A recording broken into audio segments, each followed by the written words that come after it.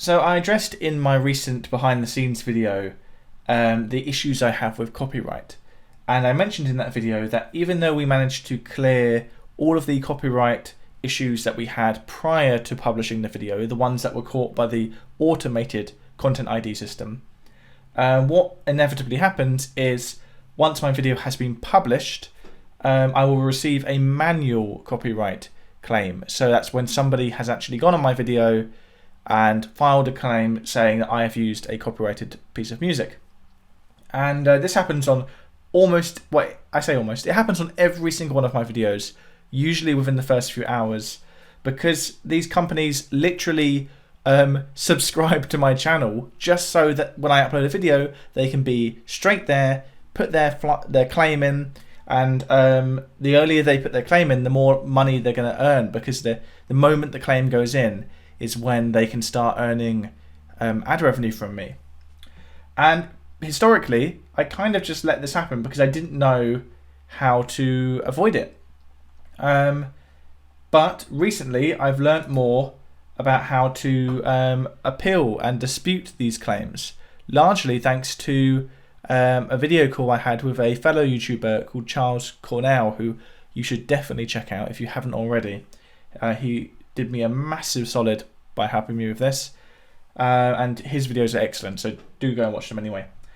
But basically what's happened is somebody has manually gone on my video and claimed the use of We Are the Champions, and they've actually claimed it as a cover, for a lack of a better word, I guess. What they're saying is I've used the melody from the song, and because they're only claiming the melody, it means my video's only been partially demonetized, because YouTube has this system in place to allow people to cover songs.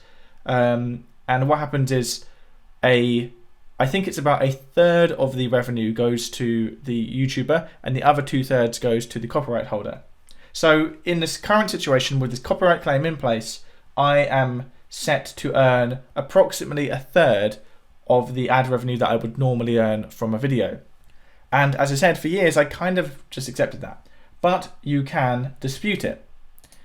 And it's right here, dispute.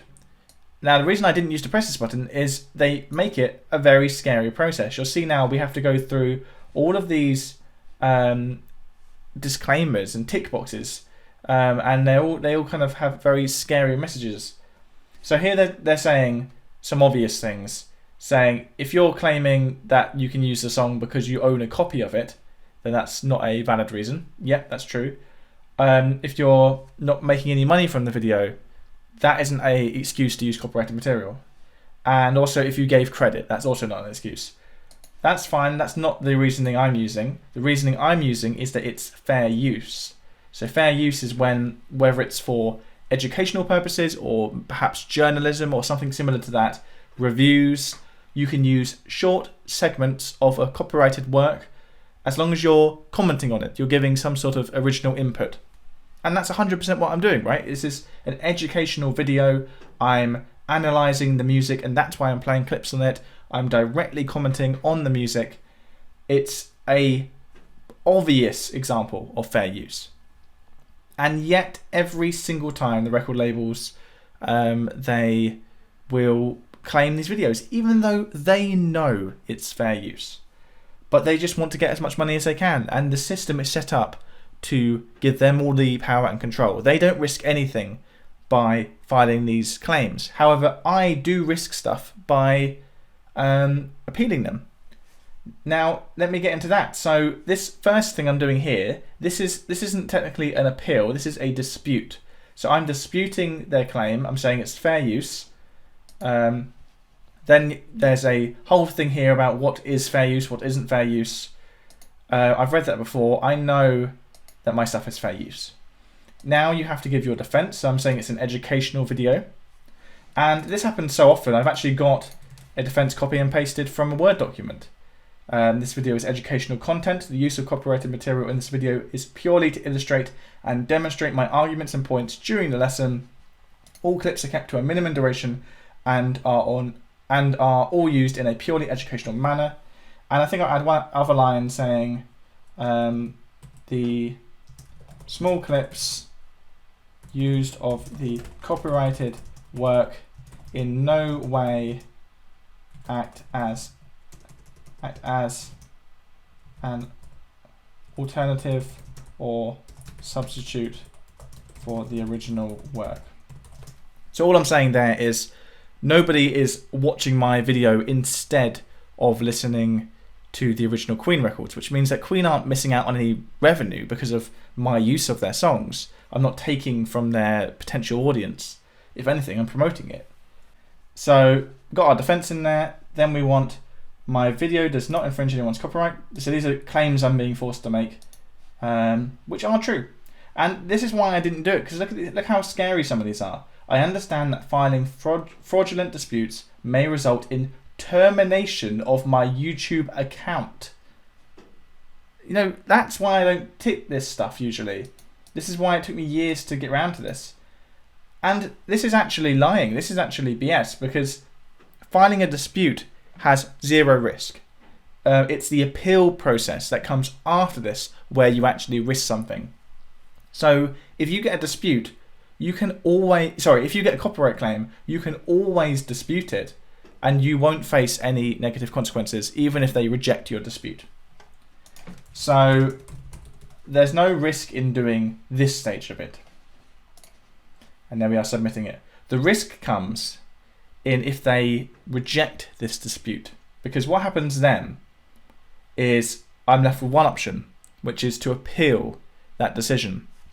And when you appeal, you're now risking getting a copyright strike. If your appeal is rejected, you could get a copyright strike on your channel, and if you get 3 strikes on your channel will be suspended or terminated, as they were saying just there, which is obviously very, very risky. And the record labels don't have to face any consequences like that. It's not like if they abuse the system, they could get their channel terminated.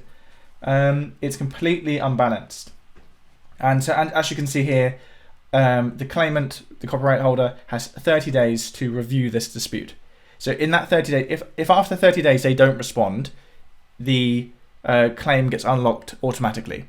So that's great.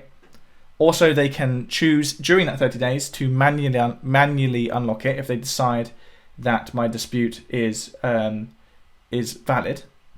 And that does happen sometimes. What also happens sometimes, as I was just saying, is that they rejected the dispute, and that's when I would be getting into the territory of appealing it. So today is the 15th of November. This will expire in 29 days from today. So I will try and keep you updated with what happens with this.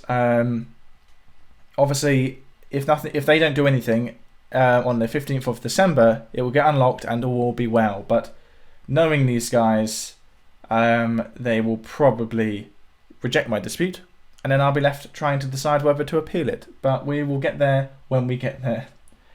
And what's happening now, if I go back to the next menu, is that the money is in escrow. So all of the money is going into a central pot that no one can touch. And when the dispute is finally settled, after the appeal process, after everything, then it will get given to the winning party. So you can see actually here my Elton John video is also in escrow right now. So that's a ongoing dispute. That one has how many days left on it? 25 days. So I didn't do that one that long ago. And these videos here, which ones? The one called Song, Intervals, and what was the other one recently? Secondary Dominance. They were all in disputes recently, and as you can see, I've thankfully now had them all cleared up. So all of them are now being fully monetized, and there's no copyright issues with them anymore. The one chord song I disputed, and they actually released the claim at the dispute stage, so I didn't get forced to go to the appeal stage, which is, as I said, the dangerous bit where you could get a copyright claim.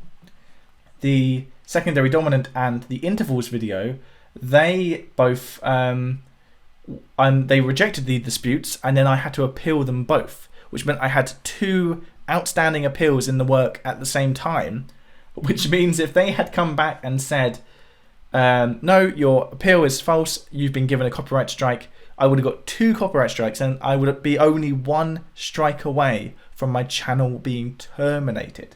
It's absolutely absurd. Thankfully, that didn't happen. And from what I've heard, it's unusual for the copyright holder to push it all the way to a copyright strike, because they know that's not in anyone's interest.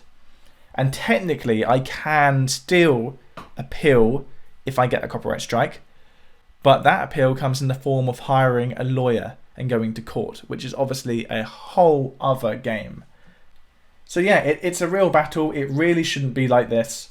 And yes, have a system in place to avoid people infringing copyright, of course, but have a sensible system for fair use. Have it so it's balanced, so no party is getting some advantage where they can strong arm the other into doing what they want. That's not how it should work.